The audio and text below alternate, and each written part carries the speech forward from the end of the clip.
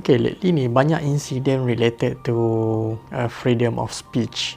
Kan, kita tengok macam dekat Perancis, for example, the latest incident where one of the teacher kena kelar by a student because dia hina Nabi Muhammad sallallahu alaihi wasallam in the name of freedom of speech.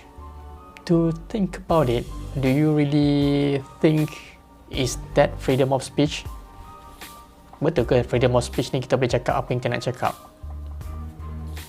I think regardless of where you are, we are still bound by the law of the country, by the religion, by our budaya, adat.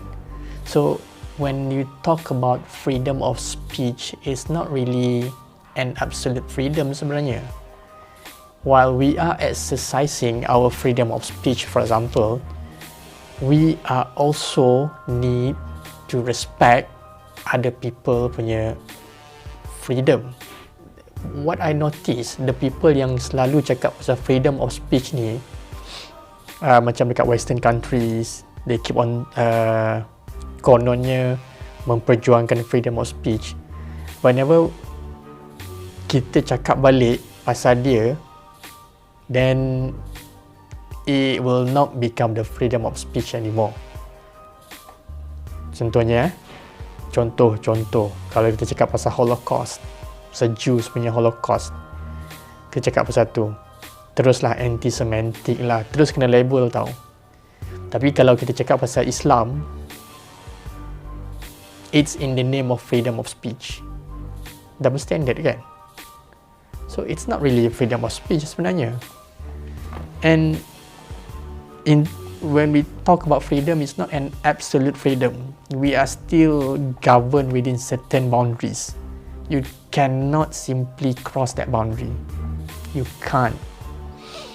Because we need to be accountable. We need to also respect other people. Kita tak hidup seorang-seorang kat dunia ni.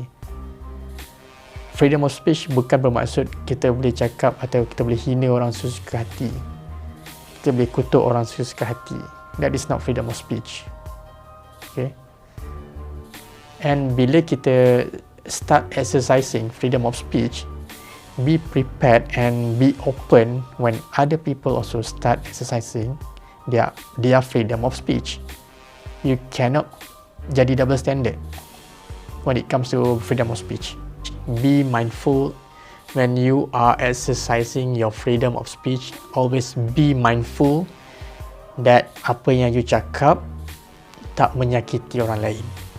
What if other people datang depan muka you, insult your parents, insult your family, insult your daughter, insult your wife, insult your son? What will you do? And they keep on screaming freedom of speech.